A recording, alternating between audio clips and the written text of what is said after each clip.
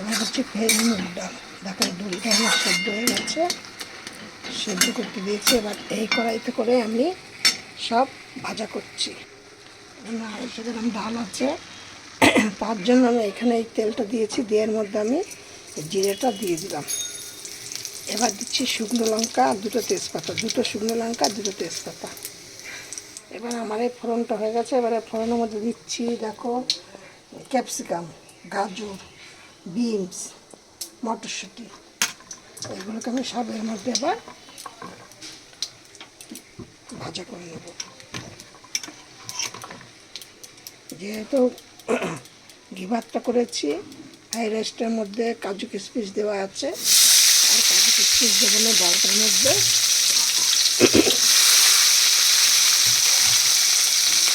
আর যদি ওর fried rice মতো সাদা ভাত করতাম তাহলে কাজু কিশমিশটা এর মধ্যে দিতাম।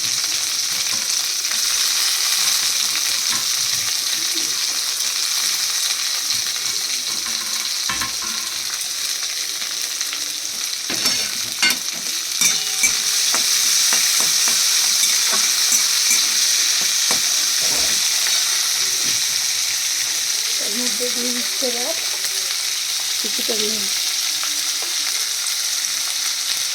আর কিছুটা হলুদ,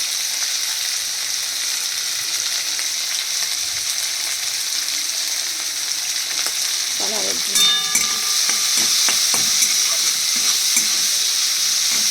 এবার দেখো এর মধ্যে আমি দিয়ে দিচ্ছি কিছুটা আদা বাটা,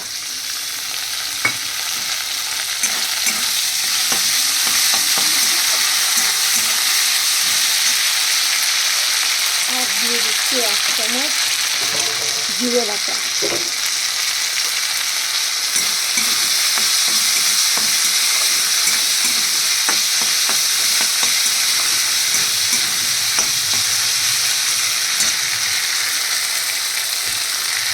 আর দিচ্ছি সামান্য একটু কাশ্মীর লঙ্কার গুঁড়ো, হালকা কালার আসার জন্য।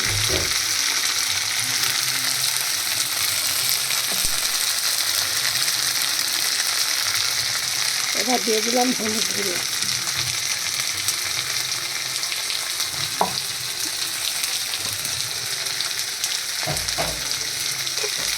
এবার দিয়ে দিলাম নুন, এবার দিয়ে দিচ্ছি চিনি। যে যেমন মিষ্টি চিনি মিষ্টি খাবেন সেটা আন্দাজে দেবেন। এবার আমি এর মধ্যে কী দেবো, এই যে ডাল সেদ্ধটা আছে করা হয়েছে, এই ডাল সেদ্ধটা এর মধ্যে দিয়ে দেবো।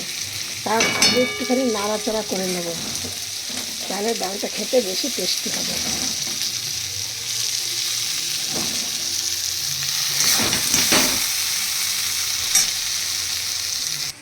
এবার এর মধ্যে আমি এই গরম জলটাকে দিয়ে দেবো।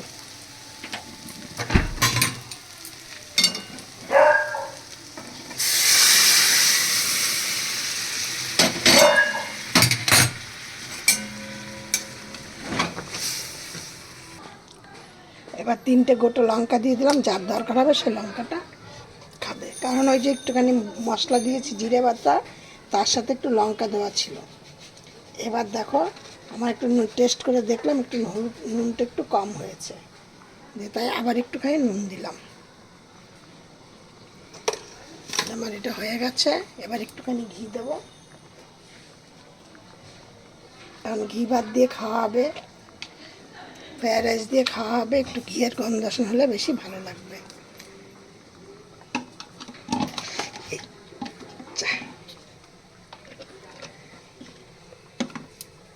দেখো আমার ডালটা হয়ে গেছে, এবার আমি ডালটাকে নামিয়ে দিচ্ছি। ডালটা দিয়ে ফ্রাইড রাইস দিয়ে খেতে দারুণ সুস্বাদ, দারুণ খেতে লাগে একদম। আমি ঠাকুর বাড়ির মতো ডালটাকে করেছি, কারণ বলবো না অনুষ্ঠান বাড়ির মতো করলে এর মধ্যে পেঁয়াজ রসুন দিতে হতো। আমরা নিরামিষ আজকে, তাই নিরামিষ করেছি, পেঁয়াজ রসুন কিচ্ছু দেইনি, একদম পুরো নিরামিষ ডালটা, ঠাকুর বাড়ির মতো ডালটা করেছি।